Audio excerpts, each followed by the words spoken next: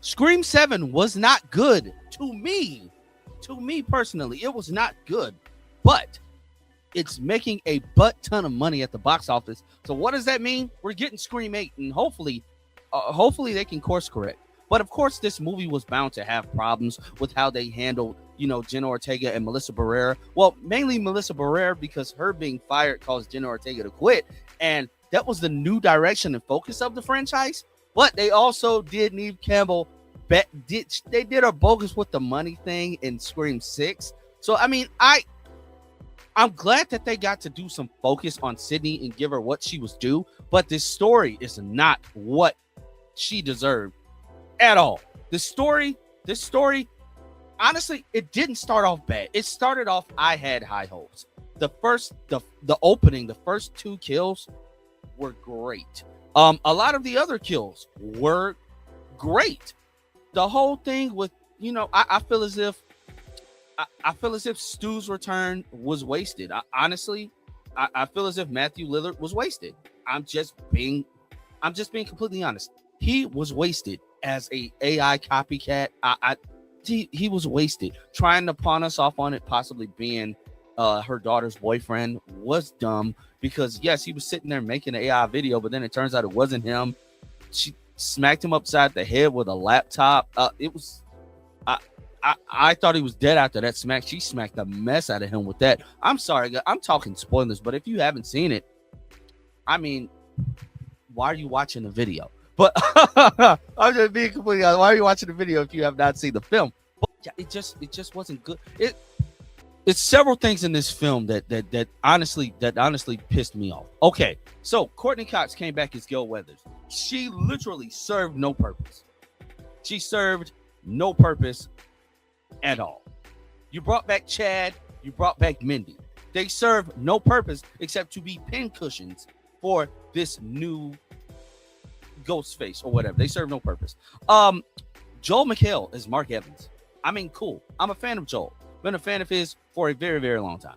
But it's no way you mean to tell me that he got stabbed that many times and wrapped in plastic in his garage before the halfway point of the film, just for him to be alive all the way at the end when they did that horrible reveal of who the killers were.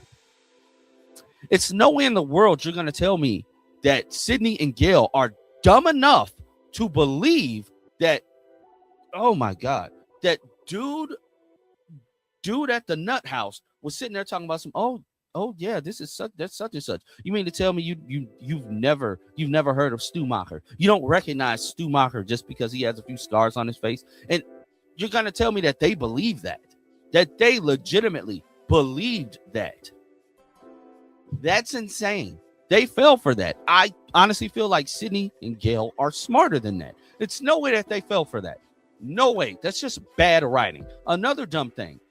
Yes, I get that it's a town curfew, but there were literally no cops around, nobody around for miles listening to Tatum run up and down the street and just screaming, help, help, help.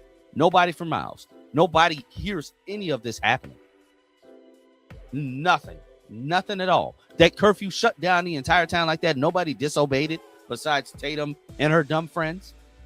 Okay, I mean, cool.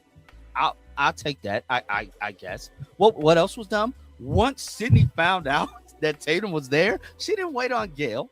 She didn't say, Gail, give me your keys. She left and starts running towards the town bar or whatever that place was. I don't even care to remember. She starts running there. Why is that dumb? You're miles away. So you see your daughters in the coffee shop where you work on the camera, and instead of keep running, you're going to stand there and have a phone conversation and say, I'm going to be here with you the entire time. Another dumb decision. Sydney, you've been through this. Why would you do that? And again, just nobody's on the street. It felt like this was filmed during COVID time. This movie had so many dumb areas in it. It's just not for me. I'm just not a fan. I don't want to sit here and tear this film down, but that's what happens when you have to scrap your script and rewrite it again weeks before filming. This is the results you get. I mean, the beginning was cool, but after even the reveal of who it was, like, bruh, it gave me the vibes of Thanos and Scarlet Witch. You took everything from me, and then Sydney is basically saying, I don't even know who you are.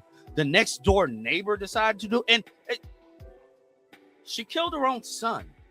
She killed her own son. Let's backtrack to when they first were attacked by Ghostface. And then there was one in the house. Dog, Mark, you're the chief of police. Your cops aren't worth anything and they should be fired expeditiously. I don't know, guys. This film just was not, it just wasn't good to me. Like the beginning, the first opening kill, that was cool. I like that. That was cool. Other than that film went downhill fast. But let me know what you thought about it in the comment section down below, and I will catch you all next time.